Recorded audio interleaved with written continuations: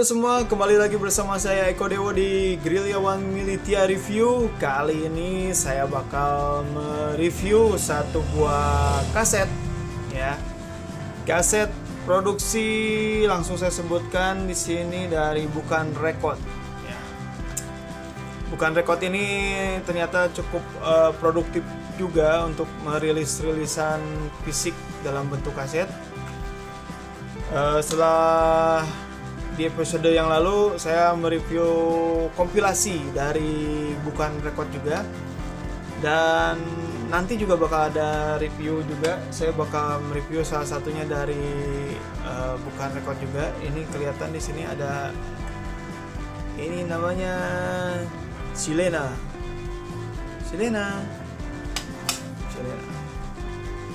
Ya, oke.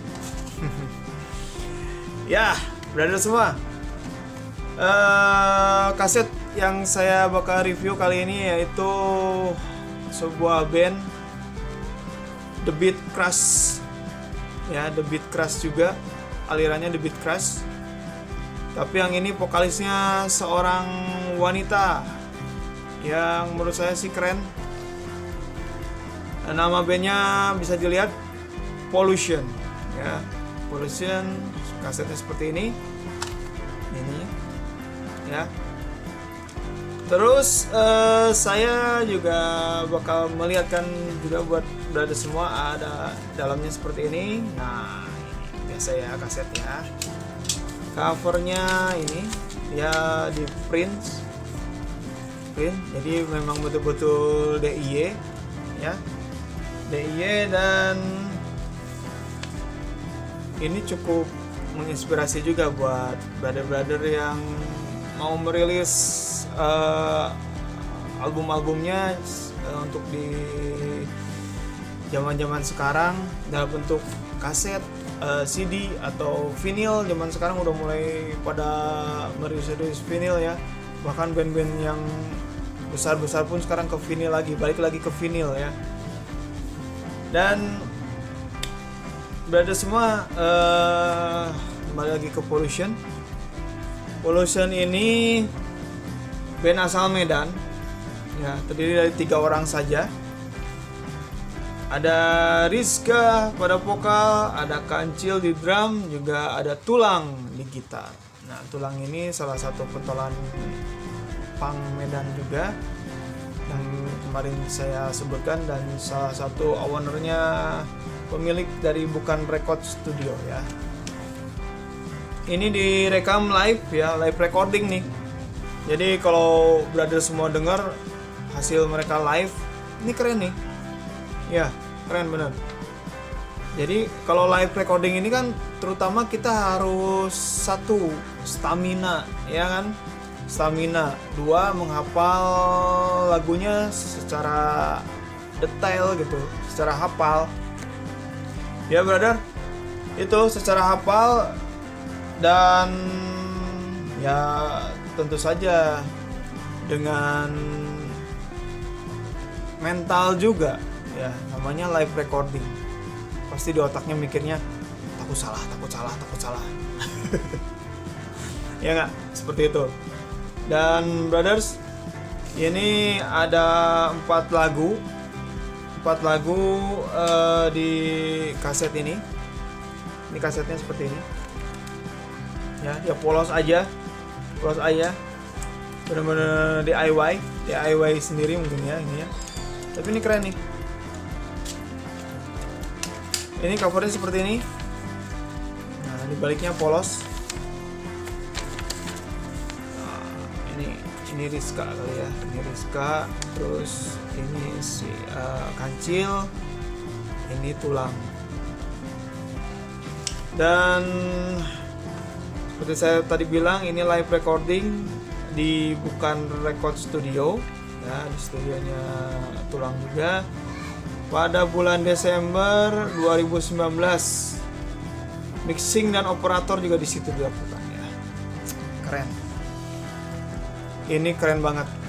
Jadi The Beat Crush-nya lebih apa ya, karena live recording mungkinnya jadi lebih energik, lebih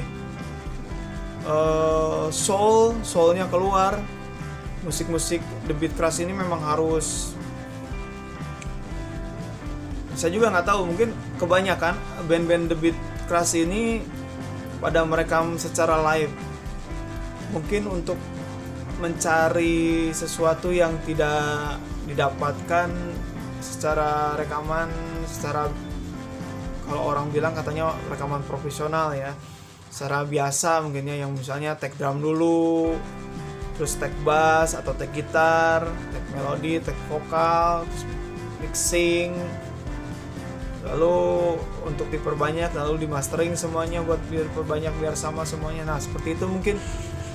Jadi ini secara live recording. Kalau live recording ya tentu saja kita bermain di studio berbarengan, yaitu mental harus kuat ya, dan stamina. Mungkin bisa diulang aja dari satu lagu, diulang lagi sampai dapat detailnya, dapat soulnya, dapat enaknya gitu, terutama dapat enaknya. Dan mixingnya pun harus detail di hari itu juga, karena gitar harus seperti ini, drumnya harus keluar seperti ini, dengan fader volumenya harus seperti apa, bagus mixingnya, wah pokoknya harus memang betul-betul dikerjakan di hari itu. Itu live recording. Nah kalau menurut saya pribadi sih enaknya yaitu live recording itu soulnya dapat. Saya ada beberapa kali melakukan live recording tapi dulu gitu ya, ketika saya masih tinggal di Bandung. Itu enak banget menurut saya sih enak. Saya sampai sekarang aja kadang-kadang kalau dengar hasilnya dari soundnya gitu, secara real, secara enak aja yang didapat gitu. Kalau ini kan bisa diatur soundnya seperti ini, pengen seperti itu. Memang sih, emang untuk tahapan profesional mungkin harus seperti itu. Tapi menurut saya tidak juga. Yang penting hasil karyanya, hasil rekamannya bisa didengar secara enak gitu oleh pendengarnya. Walaupun itu bakal gitarnya agak kasar gitu, nggak terlalu masalah menurut saya. Tapi kalau itu nyaman, enak seperti ini, saya enak. Ketika saya dapat kaset ini, saya dengarkan langsung, saya bilang sama Tulang, ini keren banget nih, enak gitu di telinga saya pun, nyaman gitu, walaupun hasil live recording ya. Kadang-kadang ada yang hasil rekaman secara profesional pun ya gitu-gitu juga ya hasilnya. Ya tergantung operatornya juga sih sebetulnya, ya kan? Oke, brothers, ada 4 lagu. Lagu pertama yaitu Fanatisme Berlebihan. Nah, satu lagi liriknya itu sedikit-sedikit. Jadi kalau saya bilang sih secara pribadi ya, dalam sudut pandang saya sebagai tukang mereview ini, pengamat gitu ya, kasarnya kan, kasarnya mungkin, halusnya. Jadi The Beat Crush ini hampir mendekati band punk grinding, grind atau pure grinding. Kan kalau didengarkan pure grinding itu kan ya dengan drum yang grinding juga, menggerinda gitu ya. Terus gitarnya sederhana, dia malah hampir ke punk atau ke hardcore-hardcorean gitu. Nah, The Beat Crush juga hampir seperti itu. Dan kita lihat juga ya, kita coba cek gitu kan. Kemarin juga saya sudah cek di salah satu ini The Beat Crush. Tapi kalau kita tanya sama Mbah Google gitu ya,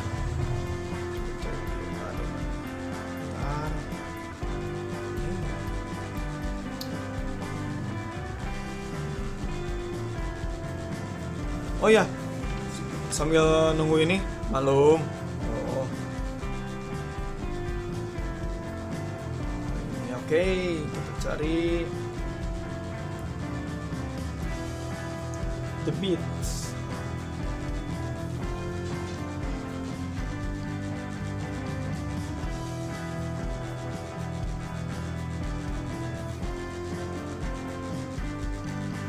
The Beat Crush. Nah, ini The Beat Crush itu seperti yang di kompilasi yang itu saya terangkan sedikit. Itu di ininya dikembangkannya pada awal tahun 80-an. Berarti kan udah lama juga ya. Juga band-band ininya pionirnya adalah Discharge ya, Discharge. Terus kalau secara Indonesianya The Beat Crush ini dikenal seperti suara yang menggiling, menyimpang, dan sangat politis. Mungkin politis di lirik-liriknya, menggiling ya seperti tadi saya bilang, menggerinda ya, agak-agak menggrinding gitu ya. Terus tapi ketukan-ketukannya dia sebetulnya dari, kalau secara pengamatan orang-orang sih, seperti Motorhead atau Buzzcocks katanya, Buzzcocks. Tapi kalau saya sih seperti band-band bisa disebut sebagai band hardcore punk yang meng-crossover ke thrash metal juga menurut saya sih. Ya kan, mengamati musik itu atau mengerti musik itu bisa menurut sudut pandang masing-masing juga kan, ya kan? Menurut saya sebagai Gerilyawan Military Review ini ya The Beat Crush itu seperti itu. Dan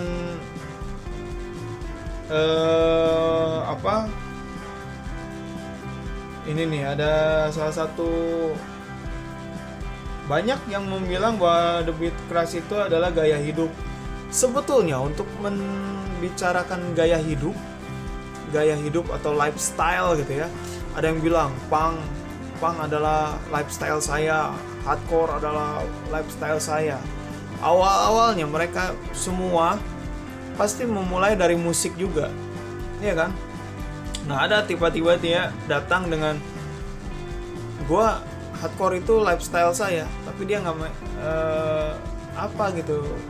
dia nggak ngerti hardcore-nya itu apa gitu. Padahal hardcore itu kan dari musik, hardcore punk, thrash metal, ada yang bilang, atau grunge gitu ya, alternatif juga sama grunge. Grunge itu adalah subgenre dari alternatif juga kalau saya lihat. Cuman itu adalah dulu zaman permainan wartawan itu.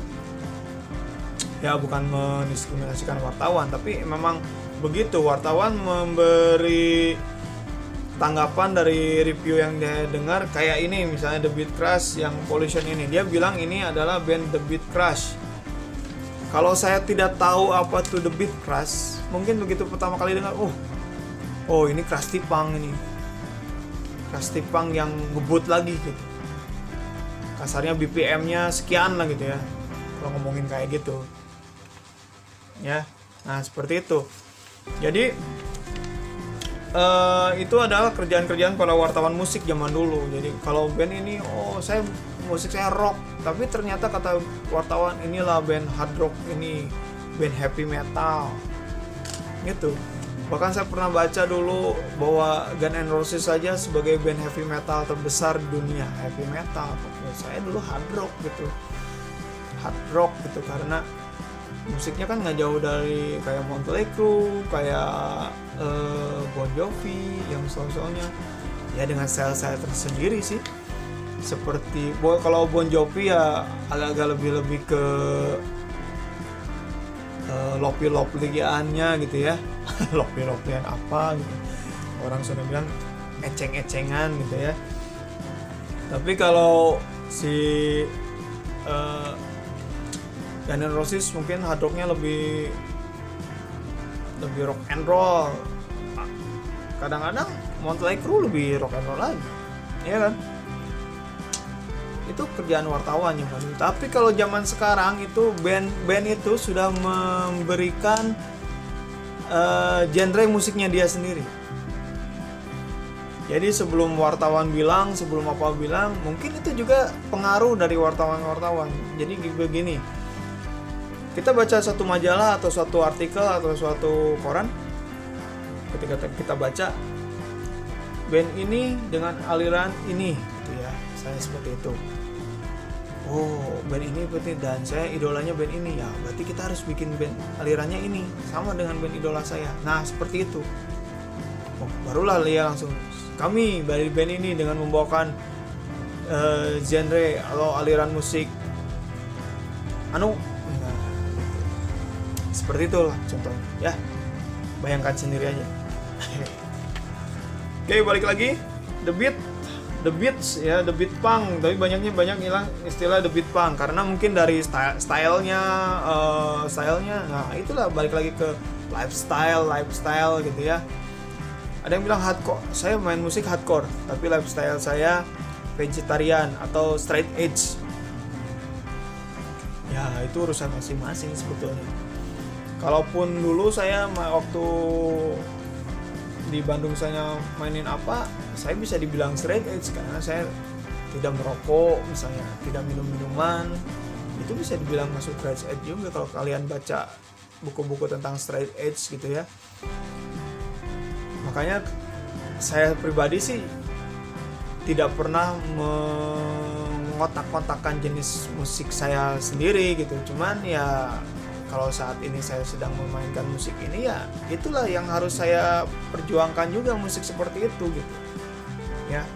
Sekarang saya main di Red Conspiracy yang awalnya dengan menyatakan diri sebagai musik grunge yang diberi sentuhan stoner rock, mulai berkembang jiwa-jiwa punk rocks yang ada di dalam personilnya Red Conspiracy saat ini keluar, musiknya mulai berubah. Seperti itulah, jadi ya saya nggak ngasih contoh band-band yang lain, tapi band pribadi saya sendiri aja dulu seperti itu. Musiknya mulai agak berubah, ada punknya lebih iya, stonernya iya juga, grunge-nya iya dapat, kasar-kasar seperti grunge itu dapat ya. Karena grunge sendiri seperti itu. Kalau kita membicarakan setelah suatu aliran musik itu panjang lagi. Mungkin saya bakal membuat seperti itu.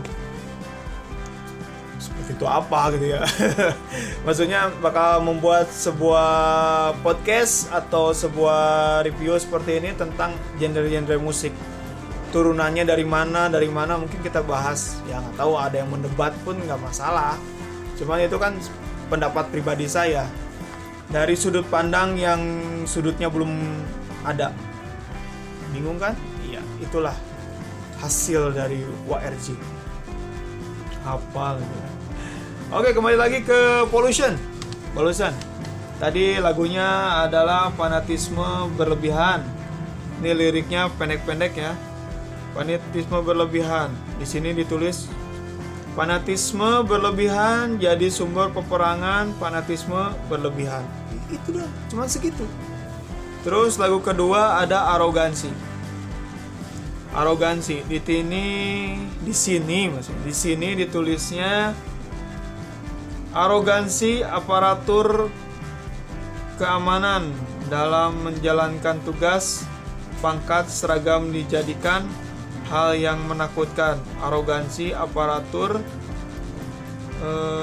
keamanan menakutkan. Cuman begitu liriknya. Ya. Dalam, menurut saya sih dalam. Musik dengan lirik yang pendek-pendek itu udah dalam, karena begitu strike langsung segitu gitu. Kalau 5 kata ya 5 kata itu. Nah, ini sekarang lagu ketiga. Ada dehumanisasi. Dehumanisasi adalah di sini tulisnya demokrasi telah mati.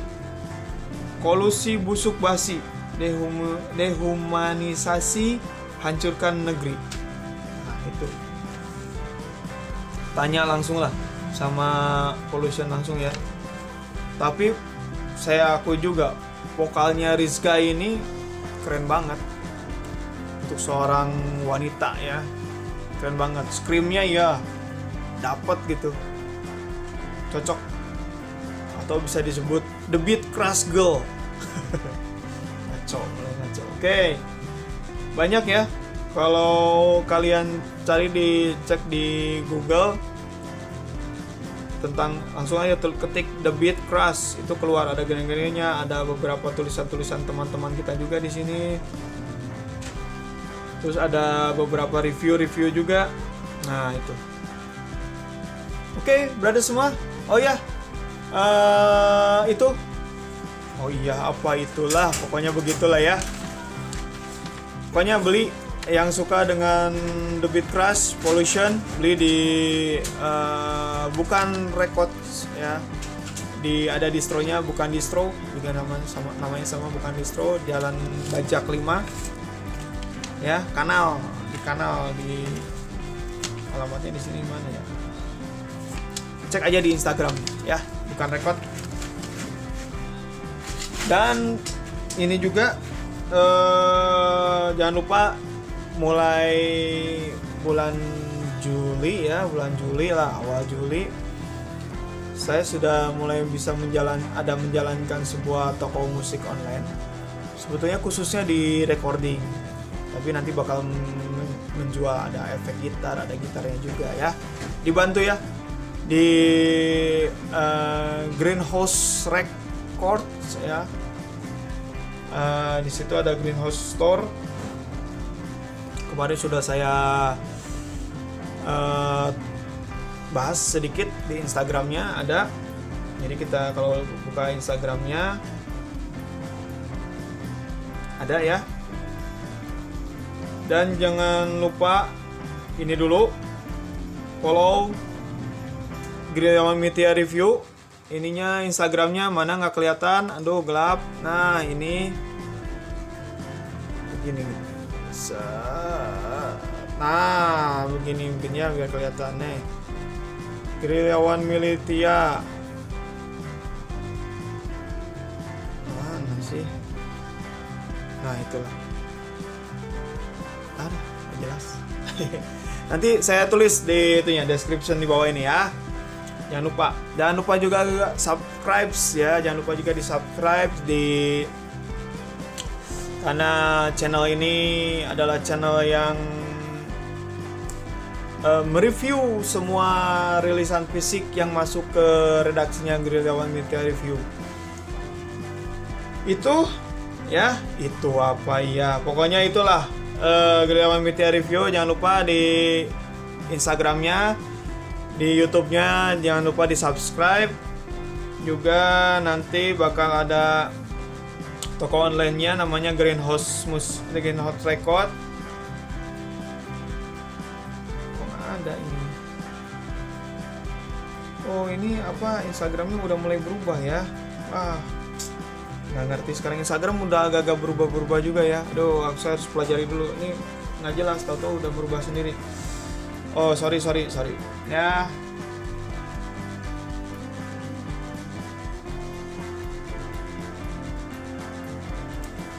Apa namanya ini, Greenhouse.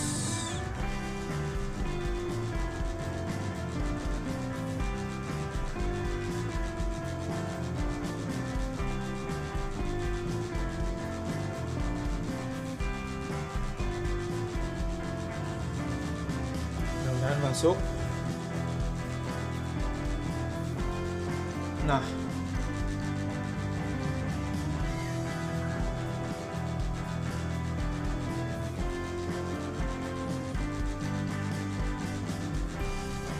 ini ya. Oh ya, sekali lagi saya kemarin buka apa ini dari band saya sendiri, Res Konspirasi. Mungkin agak kurang kelihatan karena silau. Ada saya buka pre-order untuk kaos, ada 2 warna, merah sama hitam, Res Konspirasi. Jadi buat yang udah order, mohon maaf agak-agak terlambat ya pengerjaannya. Nanti pokoknya di pemberitahuan lagi sama yang udah order ya. Terima kasih ya buat teman-teman yang udah order, bisa dicek di Greenhouse Store atau di Instagramnya @Res_konspirasi. Dicek situ. Ya, brother semua, jangan lupa subscribe terus ya. Karena satu klik subscribe aja udah saya ucapkan terima kasih sama sekali buat semuanya, buat brother semua. Jangan lupa beli kaset Pollution, dukung terus musik Indonesia, Medan khususnya ya. Ini juga ada, nah nanti kita review. Oke, brother semua, sampai ketemu lagi bersama saya Eko Dewo. Jangan lupa subscribe ya, di komen, di like, di follow juga Instagramnya, dan ikuti juga ada podcast bareng teman saya Romi di Konspirasi Gila namanya, dan review ini ada juga di podcastnya di Spotify ya. Spotify, kita cek Spotify kita ya, takutnya sangkanya bohong gitu ya, bohong. Cek dulu mana. Oke, udah keluar nih. Nah.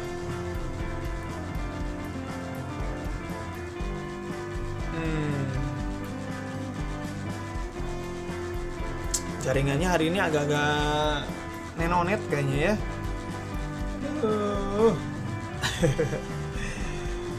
Udahlah, pokoknya cari ada di Spotify, lihat muter-muter gini, jaringannya agak nge-lag ini ya. Mungkin karena fotonya tanggal tua kali ya. Oke, sekali lagi dukung terus Giliawan Media Review, dan beserta konten-konten yang terbarunya juga ada di situ. Terima kasih semuanya yang sudah subscribe ya. Kita mudah-mudahan bisa tembus di bulan ini 500 subscribe aja. Saya nggak muluk-muluk orangnya. Kalau 500 kan berarti saya senang, berarti banyak yang nonton video saya, itu aja. Kalau kita nonton aja sampai viewernya banyak sih nggak terlalu masalah. Mungkin kita bisa bolak-balik ya. Tapi kalau subscribe-nya sampai 500 itu udah keren banget menurut saya. Yang nonton tiap konten saya sampai 60, 50 itu udah senang banget. Terima kasih buat semuanya, brother semua ya. Dukung terus musik Indonesia. Nah ini nih. Udah bukan. Podcast Konspirasi Gila episode 2. Nah, ngomongin film nih. Kalau ini ngomongin film banyaknya. Ya. Oke, brother. Jaga terus keluarga kalian masing-masing. Jaga kesehatan, jangan lupa ya. Katanya sih virus ini makin gila katanya, banyak varian-variannya. Oke. Tetap jaga kesehatan. Oke, brother, terima kasih. Ya.